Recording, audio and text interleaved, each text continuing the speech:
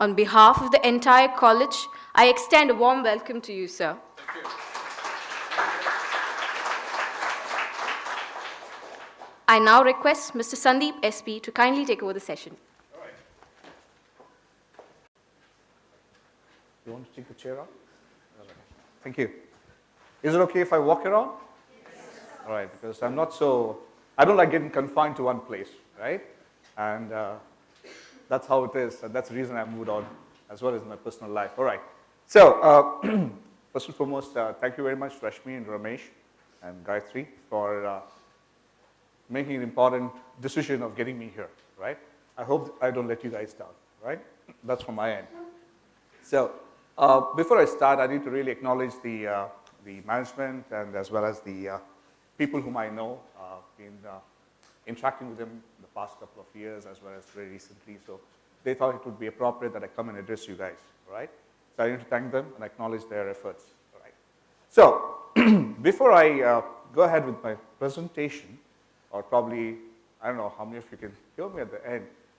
Can you really hear me there? All right, you really be participative, all right? Okay, otherwise it's going to be like very monotonous otherwise, unless you participate in what I talk, right? So it's going to be more of a dialogue. It's not going to be more of a one-way communication. Is it all right? Okay, there are certain groups which I want to talk about, all right? Is it working? All right, yeah. So there are a few things that you'll get in the session. So I'm going to talk about that, all right, quickly. For the next 90 minutes, right, I'm going to spend some time with you guys to pick through certain things which I've involved, and then the topic which I really like is fortifying the HR for the future, because future is always dynamic. You do not know. You cannot predict what's going to change in the future, but at least you can know reasonable, do a little bit of regression analysis as well, and also look at what other kind of things can come. All right, so what you get in the session is insights into the business, right? The business trends that is happening, right? So you'll get a little bit of insight from my personal experience in the last 18 years in the field, and also trying to understand being involved in a lot of management decisions that we take, right? So I'll talk about all that and see what are the kind of implications that it's got on human resources. Somehow it's not responding to my speed. I think I need to get it. Can you turn it this side? No. Can you just, the signal, it's not going there. Yeah, it's not responding. All right, so second is the implications on HR, because that's the end of the day, because you want to know that it's going to impact you, right? At the end of the day, it's all, what is in it for me, all right? Third is, it's not responding. Oh, it responds very fast. Oh God, it's responding very fast. It's taking a little while. I don't know. Shall I use mine? Okay, I think this is better. I think technology is going to restrict me now, all right? So bear with me. Yeah, it is going to restrict now. Third is what HR professionals should work on, right, end of the day. And then, of course, my advice, my piece of advice, my 2 cents that I picked up over the years, all right? Is that okay? Yes. This is what you get, right? Now, I also have to tell you what you don't get. It's very important for me to clearly demarcate, right? Because you should not come with the impression or anticipation that I'm going to get a lot of things today. So these are only 4 things that you'll get from me, right? Also, let's be very clear what you won't get. It doesn't seem reacting. Okay. You'll not get an overview of HR. I'm not here to tell you the whole HR cycle from recruitment to exit process. I'm not here for that, all right? That's all your faculty members already given you, all right? Enough and more of it, right? So I'm not going to talk about that. Something is wrong. I need to either use mine. Yeah, I think I'd rather use mine because it's not reactive.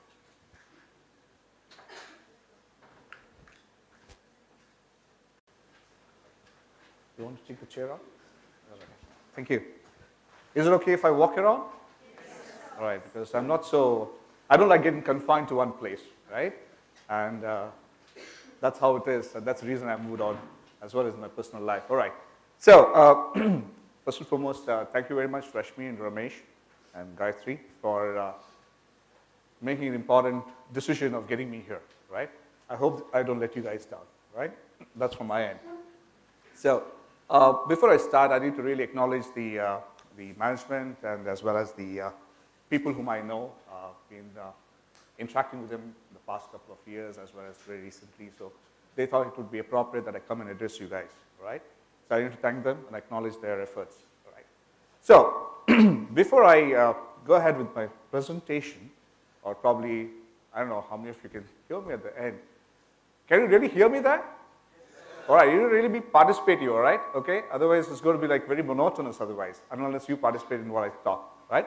So it's going to be more of a dialogue. It's not going to be more of a one-way communication. Is it all right? Okay, there are certain groups which I want to talk about, all right? Is it working? All right, yeah. So there are a few things that you'll get in the session. So I'm going to talk about that, all right, quickly. For the next 90 minutes, right, I'm going to spend some time with you guys to pick through certain things which I've involved, and then the topic which I really like is fortifying the HR for the future, because future is always dynamic. You do not know. You cannot predict what's going to change in the future, but at least you can know reasonable, do a little bit of regression analysis as well, and also look at what other kind of things can come. All right, so what you get in the session is insights into the business, right? The business trends that is happening, right? So you'll get a little bit of insight from my personal experience in the last 18 years in the field, and also trying to understand being involved in a lot of management decisions that we take, right? So I'll talk about all that and see what are the kind of implications that it's got on human resources. Somehow it's not responding to my speed. I think I need to get it. Can you turn it this side? No. Can you just, the signal, it's not going there. Yeah, it's not responding. All right, so second is the implications on HR, because that's the end of the day, because you want to know that it's going to impact you, right? But at the end of the day, it's all, what is in it for me, all right? Third is, it's not responding. Oh, it responds very fast. Oh God, it's responding very fast. It's taking a little while. I don't know. Shall I use mine? Okay, I think this is better. I think technology is going to restrict me now, all right? So bear with me. Yeah, it is going to restrict now. Third is what HR professionals should work on, right, end of the day. And then, of course, my advice, my piece of advice, my 2 cents that I picked up over the years, all right? Is that okay? Yes. This is what you get, right? Now, I also have to tell you what you don't get. It's very important for me to clearly demarcate, right? Because you should not come with the impression or anticipation that I'm going to get a lot of things today. So these are only 4 things that you'll get from me, right? Also, let's be very clear what you won't get. It doesn't seem reacting. Okay. You'll not get an overview of HR. I'm not here to tell you the whole HR cycle from recruitment to exit process. I'm not here for that, all right? That's all your faculty members already given you, all right? Enough and more of it, right? So I'm not going to talk about that. All right? Just okay. So you're okay. You can ask me as many questions you want. You can attend to any emergency call if you have any. All right? So it could be also a bio break. It can be a natural call or an emergency call that you may have. All right? Keep your mobile on a silent mode. All right? That's what I expect you to do. All right? So this is all about it. All right? That's what I expect from you guys. But this is where I was missing. So I will not help you in recruitment. Okay? Sorry, I missed the flow because it went to the next slide. So assistance in recruitment. I'm not going to help in recruitment, right? Because that's not my job, right? I'm more of a strategy guy, right, in HR. Second, I'm not going to give advice on how to go about a career decision making. I'm not here for that, right? You know best. You've already taken a decision of moving to a management program, and also you would have chosen your path, right? You would have taken finance, marketing, or there are few people who are making the decision right now. I'm not here to career console you. There are people who are very well qualified, more than me, studying and operating in this institute. Then, of course, how to prepare for an interview. I'm not going to give you all these things. I'm not going to give you gyan. How to prepare, what are the things that you should keep in mind, and so on and so forth. I hope this is okay. All right? And then, of course, what you're allowed to do, I just covered that. All right? So, with this parameters very clearly drawn, let's go to the core topic of today's. All right? Let me look at your context. It's very important for me to talk about your context. You're familiar with the context? So let's talk about your context, all right? India produces around 14 lakh engineers every year, all right? Of these, almost 40% scout for a job for almost a year, all right? While around 22% take almost 2 years before bagging a job, all right? So, I know animation is gone. I don't know what has happened to the animation. Okay. There are close to 2,385 plus MBA institutions in India, all right? With an average intake of around 100 seats per year, approximately, all right? I thought let me give the context for you guys. It's very important for you guys to get this, all right? Generating on roughly around 3.5 lakh plus MBA graduates every year. Interesting, there are 27 institutions in UK, that is Dakshin Kannada and Udupi offering MBA. I was just doing a little bit of study and finding out how many institutes offer MBA programs. And interesting, there are close to around 27 institutes, right? Which is full-time, part-time, correspondence, you name it, you have it there, all right? There are close to around 25,000 new managed jobs created in the Indian market at entry level. That's the kind of management job opening happens every year. Let me be very honest, okay? That's a reality in the management field, okay? You're not going to have lakhs of people, position getting opened up for management programs, right? So there are few, that's around 25,000, 25,000. That's the average number of management positions that you'll place. You have executive MBA, part-time MBAs, you have distance education, MSWs, the likes, who are all competing for the same position. End of the day, they're all people following and trying to track and see where they can actually place themselves, right? And then you also have the IIMs, you have the ISB, you have the Tier 2, Tier 3, and the rest. There are a lot of things which flows, right? So you have a pecking order as well. You have the IIMs will be coming, then you will have the rest of the institutions, and so on and so forth, right? So this is a context that you are living in, all right? And you're going to join them very soon, right? Because in the next 1 or 2 years, some of you will be joining this whole crowd, right? So get the context very clear, because it's very important to know that. Because if you don't know the context, you don't realize what is that you need to prepare yourself for, all right? And that's the reason I took this topic as fortifying HR for the future, because unless you know what is there and what you're going to compete in, you're not going to prepare yourself, right? Because you'll all say, oh, let me go and try, right? Let me ask a very, very honest question. How many of you actually chose being here on your own? Can you raise your hand? Okay, good. Okay, let me ask the same question in a different way. How many of you, right, had thought 5 years ago that you're going to do management? Look at that. Good. So all that you framed your mind in the last 2 or 3 years, right? Correct? So that means you have made up your mind only in the last 2 or 3 years that management is the best option for me to take and do my MBA and get into it. Do you ever know the context that you are in, living in? The number of people who are also competing like you? Do you ever think of that? That's exactly I'm going to tell you about how you need to look in from the corporate perspective, all right? When you think about HR, when you look at HR perspective, many times people have a different image of what human resources does. A couple of them will think that it's primarily been the factory setup, right? You have workers, you have unions, so the HR manager goes and tries to solve problem. There'll always be a fight. They'll go in between and try to push each other and say, don't worry, I'm there, right? That's a typical mindset of a HRM, right? That's one set of thought process. The second set of thought process about HR is you go sit in a nice cubicle of your own, right?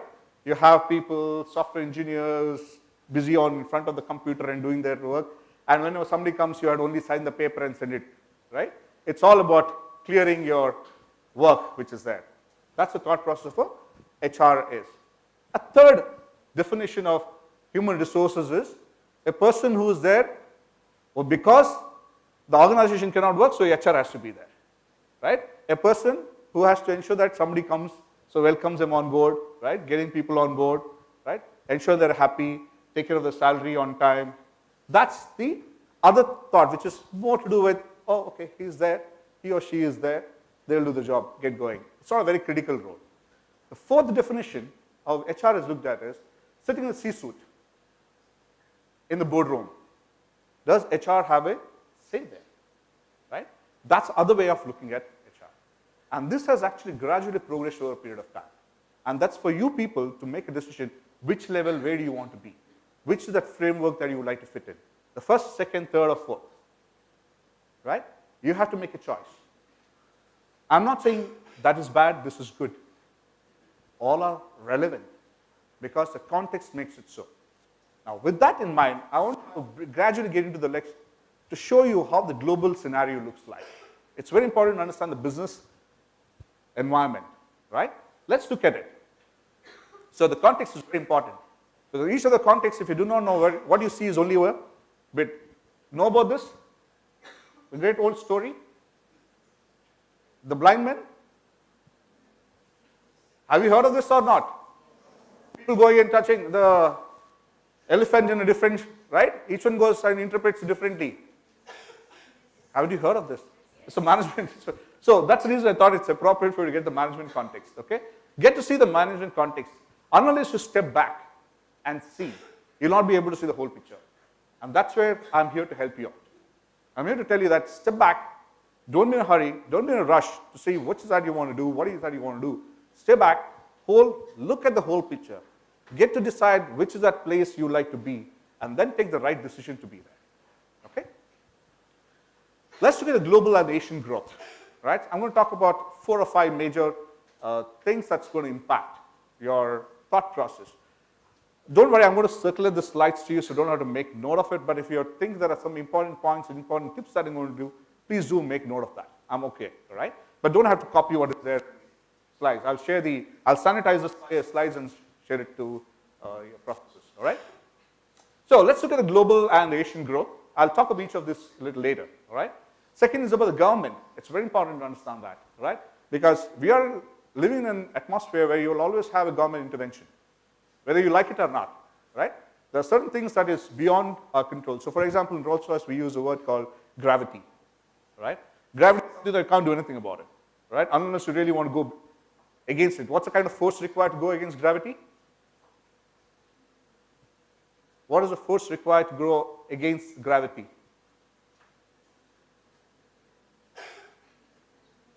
Okay, let me rephrase my question. What is the speed at which you can actually go against the gravity? Any management, engineers? How many of you are engineers? Any engineers background here? Nobody? Oh, there are only few raising your hands. All right, so don't worry, I'll not ask you this, guys, okay? Because it's anticipated that engineers should know. But do you know what's the speed at which the rocket goes when it goes across the gravity? How many miles per second? Any idea? Basic stuff. Oh, okay, right. Anybody? Nobody wants to try? Anybody wants to try? 350 miles per second. Okay, that's too much. Okay, that'll be too much. You'll be like, you're out. All right. So the rocket speed, right? It moves at a particular speed in order to counter the gravity. It has got a similar aircraft. You know that aircraft takes off. Is it so fast that you need to cross the gravitational pull? You don't need to go at that speed. What should be the speed at which your gravitation should be beaten? Or anyway, you can do your maths. Okay, I'm not going to digress from that. So it's for you to think about it. I thought you guys would know because you're engineering graduates or management graduates. You should know the velocity, speed velocity to cross the gravity. Okay, coming back to the topic here. Get to understand government. Government organizations or rules and regulations will always have an impact in what we're doing. Okay, so don't forget the basics. How many of you know about labor laws? Labor laws? All of you studied labor laws? Do you think this is relevant? No, most of you don't when you read. Trust me. When you read, why are these rules and regulations? So many sections, so many acts are there. Why are we, HR people have to study all these things? But understand, guys, don't forget your basics. Wherever I am right now, if I had not known my basics, I wouldn't be sitting where I am. Trust me, irrespective of which level you go, get to know your basics clearly, right? Basic fundamentals about the government rules, regulations cannot be compromised at irrespective of which level you are at, right? Be at a junior level or a senior most position, you get to understand this. You have to interact with government officials at any given point in time, so get to know them really well. Next is population dividend or leverage. get to understand where are you standing in terms of the population dividend, all right? All of you heard of the various generation gaps and so on and so forth. Have you heard of it? Have you heard of the baby boomers? Have you heard of millennials? I will talk about millennials a little later. I know you people are part of the millennials, so am I, okay? So I'm the first wave of millennials, so don't worry, all right? You guys are the second wave of millennials, so I'm also part of the competition with you guys. So population dividend and leverage. The word population dividend is given by a very famous guy from Infosys. Any idea? Sorry? Have you heard of this word called population dividend? Nandan Nilekani, yeah. He's the guy who actually coined this word population dividend, right? A very, very famous word, but it's very, very critical for us because when you know that the young population is going to be, for example, he was talking in the Indian context, right? He said by 2020, all right, the large population which is going to be here, so youngsters, the age group that you guys fall in, would be the workforce. Close to around 50% of the workforce, global workforce would be millennials, all right? And these are the guys whom we need to really look at, and especially India plays a large role. India and China plays a large role, all right, in trying to look at how do we make the most from this population dividend and leveraging that, all right? Don't look at it as a problem, but can you look at that as a positive thing? For example, recently Mahindra, Anand Mahindra, heard of Anand Mahindra? Right? He is the CEO for Mahindra and Mahindra Group. He's the chairman of Mahindra Group. Let me give you an example. When Donald Trump gave a very clear statement saying that he's going to make a modify in terms of the new US immigration law, 5 lakh employees will be, or Indians will be impacted. Direct hit with one of the sentences that he's going to add, incorporating this, the H-1B visa rule. Anand Mahindra said, hey, that's an opportunity for India. No matter what, we will be able to employ all these guys who are interested to come back to India. All right? Anand Mahindra made a very open statement. And that's what exactly we're talking about. How do you look at the problem? Do you look at it as a problem or do you look at a solution can be leveraged? And Anand Mahindra made a very open statement. I'll be more than happy to employ as many people as possible, right? If they're going to come back to me because they come with a lot of resource, knowledge with AI, right? They may come with the cost, but that's okay. The cost is nothing compared to what the returns he's going to get. All right, next is technological adaptation and then the generational differences. So I'm going to talk about these 5 trends which are going to impact you at the same time HR in general. So let's go one by one. So I want you to participate here now, right? Let's participate. Do you see this picture? So this I've taken from the IMF data mapper. It's available in the public domain. You can go and check, right? So this is from the IMF website. What do you see from this? Yeah? I know you can see a globe, I know. So what do you see, what do you read from that is very important for me, all right? Okay, what you see is very important because there are a few things which is here, legends. I know, I'll read it for you. The dark one says 10% or more. A lighter one is 6 to 10. Little lighter than that is 3 to 6. 0 to 3, right, which is really light like this, 0 to 3. And then less than 0%, which is red in mark. And then there are certain white patches, they say there's no data available. This is basically the GDP growth rate. All right, and this what I've mapped out here is up to 2022. Okay, you go there, you can see it there. It's a beautiful map. You can go to the IMF data. All right, and if you look at it, what do you read from this? Management students, generic question. This has nothing to do with your studies. Generic. What do you read from this? India's GDP. It's in the darker part, right? Which is roughly around 10% or more, right? Good, right? Can you look at anything else? What else do you mean? What does it mean? Okay, you can read it as you're in the dark, you try to only correlate it. That's fine. Correlation is absolutely fine. What do you read out of it? That's important for me. What's the message? Sorry? Asian countries are doing better than the European and the US markets. Okay. Anything else? Look at the darker, the little lighter. 6%, 10%, there's a difference. What does it mean?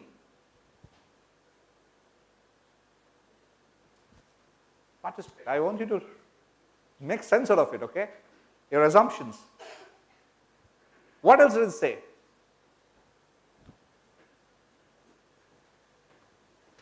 Where does China stand? Where does the rest of the Middle East colors? What is the color there? Which are the other colors which are getting darker shade? Do you see here? Yeah? Do you see what Mr. Modi is also doing, the Prime Minister? Where is he having actually tie-up more with? He's having tie-up with all these smaller nations here, right? Right? He's also trying to tie up here, trying to block China, right? He's trying to build it. So it looks as if his strategy is gradually going to help us in the long run, because that's how you look at it. When you look at the moment you start having larger tie-up, if you also note, there are some ducks here as well, right? These economies will be growing much faster. Do you know that South Africa or the African nations are growing much faster than India right now? And whatever investment that you do in those countries are going to give much higher returns than what India has given. Now, I'm going to give you the context, right? You may wonder, why is an HR guy talking about all these things? It talks about how we're going to leverage human capital. Where are you going to get the talents from? Because please understand, the war for talent is not limited to a particular country anymore, all right? For example, when I look at my workforce, I get a lot of my IAs. I get a lot of IAs from UK. I get people from Germany, because of a very simple reason, even though it's a huge cost for me. For each IA, I spend more close to, depending upon strategic or non-strategic, I spend close to around 20 lakh rupees per month for one IA, right? Now you may wonder, what, that's the amount of money that I'm spending? I said, yes, I do spend so much money for a person, right? Why? For strategic decisions that I take, right? In order to gain strategic competencies in India, we don't have certain competencies in India, which I'm ready to pay for that, right? And there are, of course, within my own Rolls-Royce community, which is my own Rolls-Royce employees whom I'm going to get, right, end of the day, but that's investment. I'm ready to make those investments now because I'm going to get the returns at a later stage. So I'll have a lot of IAs coming down to India going forward in the next 2 years. I'm going to have a fleet of IAs coming to India. The reason is, and interesting, there are a lot of people who are from this part of the country and this part of the country, and then also from this part of the world, right? The reason is, you can't have talents only sitting and operating from a particular location. You can't think of that. You need to think global, you need to think mobility at a given scale. Now, I can be selfish and say, hey, why am I going to spend so much of money getting an IA? I'd rather put and build my team. Now, that's a question I want to talk about in the second half of my session later when I talk about strategic HR business partnering, the decision between buy versus build, right? I'll talk about it a little later, but I'm saying all these are very important for you to look at the macro picture. Unless you understand the macro picture, you will not be able to understand what decisions and how you're going to take. Because this actually helps me and fight it out in my discussion when I have a board meeting along with the team members. And with my leadership team, I talk about all these things. And that makes a difference. If I as an HR don't put all these things in front of my business, they will not understand that, right? And that's where you need to understand how to make sense out of this reading, right? Similarly, when I look at the extra numbers, now we have put in a simple number chart, all right? It's clear out here, right? It's very, very clear where European markets are, where your Asian markets are, and even in Asia, South Asia markets are very important, all right? Because in Asia, we have a large population of people, or the countries together. But if you look at South Asia, it's growing much faster than Asia Pacific. Asia Pacific, have you heard of Asia Pacific? We lost a lot of time, they use the word Asia Pacific, right? So in most of the corporates, when you go, you'll understand that each of the MNCs, when they operate in certain regions, like EMEAs, right? US, North America, and then you have the Asia Pacific regions. All right? You have the Eurozone, you got APAC zone, you have got the EMEAs, and then you have the US and North America. That's how the world is broadly segregated. So we are all part of the Asia Pacific team. So when you say Asia Pacific, you have Australia and New Zealand added in that. But they're not growing the way South Asia is growing. South Asia is primarily looking at around 12 to 13 countries, right? And very specifically South Asia, if you look at it, is India, Sri Lanka, Bangladesh, right? The 5 SAARC nations which are closely tied up. These are growing much faster than the rest of the economy. So please make note of this. It may sound a little boring for you, but trust me, this actually breaks the deal when you have a negotiation with your management in terms of how do you attract more people and how do you get more budget for you to spend. Okay? These are the tips I'm giving you, because unless it may look a little boring for you at this age, right? But as you grow up in your industry or in your career, you realize that these are things, data talks louder than anything else. So make your data speak. Do a lot of research, right? So for example, if I have to do this, I've done my own research, right? So how do you do my research? Come with the data and share it with you. These are tips that I'm giving you if you have to fortify yourself in future. Government matters. No matter what you say, government does matter, all right? Let's look at one by one from global perspective, all right? You have US and North Korea, which is going on. All of you know that. You read it in the paper every day, right? And recent statement made by Donald Trump and John, right? What did he say? I got a nuclear button in my desk, right? So everybody wants to talk about it, right? Everybody has got a button in the table. So great, fantastic. We also have it here, right? Each one of us have our own. All right, so when you talk about this, do you think it's going to have an impact in terms of the way we get people or mobility, or when you talk about talent moving across from HR perspective? Do you think it's going to have an impact? Very much, very, very huge. For example, if it has impacted me as well, when I was trying to get some people from US to India and then send them back, because of some of the relationship that we have, it's improving a lot, right? But it's impacted me. I can't discuss this much more on this, but it's impacted me, right? From my business perspective. I'll talk about the second one, the China and Pakistan impact. All of you know that, right? There is a huge investment happening between China and Pakistan. They're making a huge investment, right? Now, I don't know whether you read it yesterday's or today's paper, China has now agreed to set up another military base in Pakistan, right? Now, is it going to impact all of us in the future? Some part of them, yes. In the business relationship, yes. If you're going to be in business, it's going to impact it. Let's make it very clear, okay? You say, oh, it's not going to impact me at all. No, it's going to impact you. If you're in business, you'll get to know okay, think of a situation, all right? Is it going to impact your Forex at some point in time? Yeah? If the Forex is impacted, will it impact your inflation? If inflation is there, it is going to impact your interest rates? So if interest rates, you're in business, will it impact you? There you are, right? It's a simple logic. You have to see the picture. You should know how to connect the dots and see how it's going to make an impact, all right? So China, Pakistan, is going to impact us? Yes, it's going to impact us. Is it an opportunity for us? It could be an opportunity for us. Why? There may be a huge military spending going to happen. Will it impact Rolls-Royce? Yes, it will, because we are in the field of defense as well, right? Is it an opportunity? Yes, it's an opportunity. Can it be also looked at as an area that we will be a little cautious about? Yes, we will be cautious about it, all right? Same thing, UK, Europe, Brexit. When Theresa May made a statement, we were all worried in Rolls-Royce, very honestly, because Rolls-Royce is a UK-based company, right? All of you know it, or you don't know it.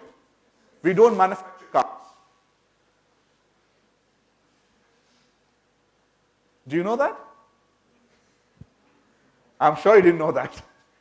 We sold out the car business 20 years ago, right? But our brand is still there, right?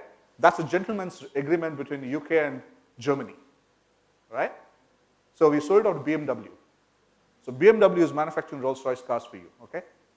That's a new piece of information you got today, apart from what I just spoke. All right, so we are no more into car business, right? We sold the car business long back. We are into aero engines. We manufacture huge aero engines and defense aerospace, right? We are into different segments that people don't know, all right? Very clear. We are into civil and defense aerospace. We are into power generations. 6% of India's power generation, backup power, is powered by Rolls-Royce engines. Many people don't know that, right? And then we're also into shipping, large marine business, right? Where very humongous ships are powered by our own engines, all right? So we are in a completely different space than what we are. So people know us only by cars, right? We are a completely different company. We are actually aero engine company, all right? We had a car business, which is a small business for us. It was not a very big business. We sold it off, all right? It didn't make sense to us. We sold it off. So we are focusing on our aero engine. So whether with UK, Europe, Brexit had impact, yes, it had impact. I was supposed to send close to around 60 Indians to UK, all right, in a phased manner, because I had to also get them qualified, train there, and then get them back, right? It's a short-term assignment. I did that in 2016. I sent a lot of people. I sent close to 100 plus people very often for 2 weeks, 3 weeks, send them to UK, they go, come back, fully expense paid by the company anyway. That's a separate story.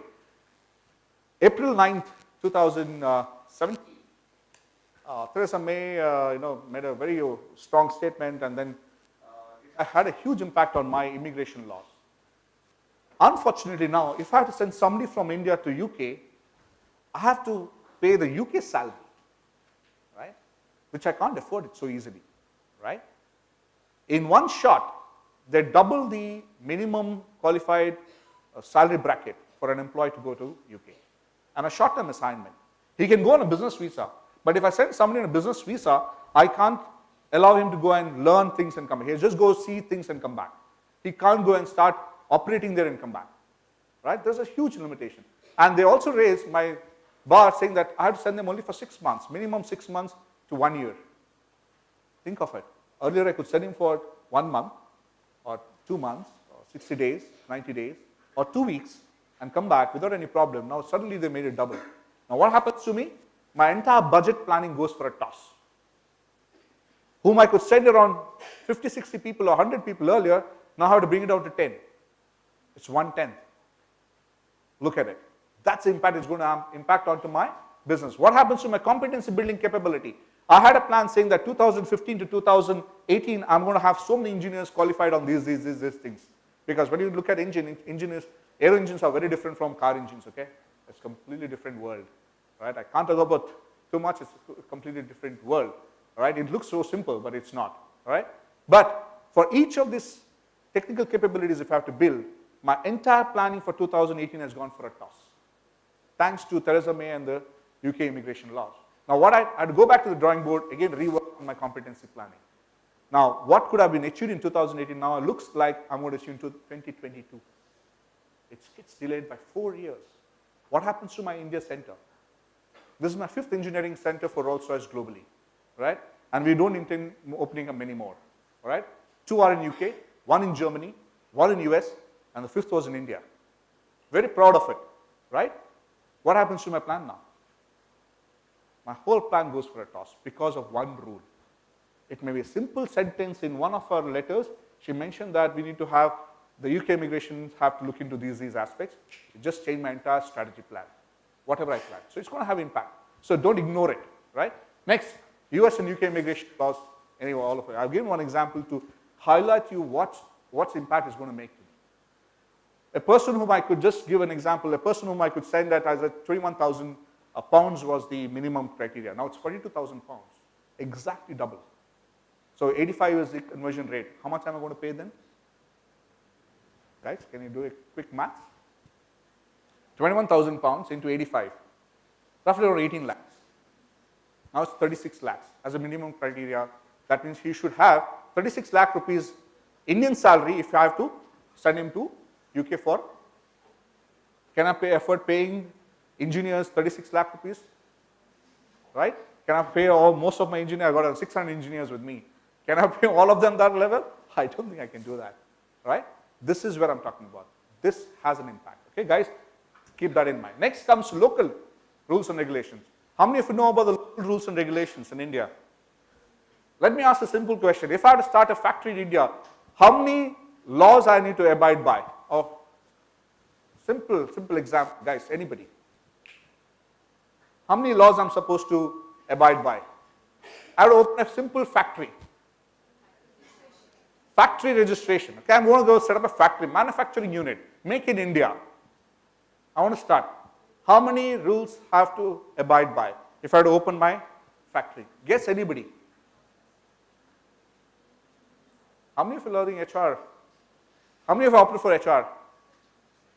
Don't worry, I'm not going to ask you. Raise your hand. Do not hesitate. Right? Got a bright future, guys. Let me trust you. Not many HR guys in the field. But you have a huge opportunity if you have the right skill and knowledge. Trust me. Okay? So, don't get scared and raise your hand very carefully. Be confident. You know how many rules? In a very simplest of the way, if you look at Karnataka, each state has got a different law. That's where it's going to change. So, minimum 26. Right? 26, and you as an individual, assume that tomorrow you're an HR person, you have set up a factory. Go and talk to, how many of you gone to BASF in India? Swatkal? BASF? Anybody has gone to BASF? All right, guys, 3 you're gone. Nobody from the students crowd? Right. Have you met the CEO there? He's a person who's leading it. He's an HR guy. I don't know whether you know it. Purandar Shetty. Okay, he's the present head of the Mangalore branch of BASF. He's an HR guy. Huh? Trust me, he's an MSW from Roshni. Right? He's PP Shetty, Purandar P. Shetty. He is the head of, he's running BASF with a turnover of 1,000 crores. So HR guys, don't get disappointed. I'm also standing in front of you. I also sit in the board meetings and I also discuss, okay? So I know what I'm talking, right? So don't get worried that you don't have any job. There's a huge opportunity, guys, all right? But get to know your fundamentals strong. Get to know things. Talk to PP Shetty. He'll give you a story, his life journey. Amazing journey of this gentleman, all right? He's a primarily an HR guy who worked with MCF for a while, all right? And then over a period of time, he got an opportunity to go either to work with MRPL or BASF. He made a choice of taking BASF, all right? And then he started from the factory setup. From the time the factory land was acquired, he was involved in the whole process. And that's the reason when he built that tacit knowledge, nobody can ever say that this guy cannot be the head of the plant. So when he had a choice, when his manager boss had a choice to make, he said, I don't think I can choose anybody other than Mr. PP Shetty because he has been there from the time land was acquired. So he knows the rules and regulations of the land so well. So, because remember, when you work in a certain corporates, you should know what they put primary focus on. If you're looking at strategic decisions, you have to also understand that ethics and governance, right, or compliance governance are very, very strong in most of the MNCs, right? So, when they looked at it, they had to make a choice. They said, PP Shetty has been here, he has handled the factory for so long, he is the right person to take the center stage. Was it planned? No. But he made the right decision at the right time. So what I'm trying to tell you is, get to know your basics right. Get to know what are the minimum wages talks about. Do you know what's the minimum wages now, as per the new central government? Sorry? 21. Maharashtra?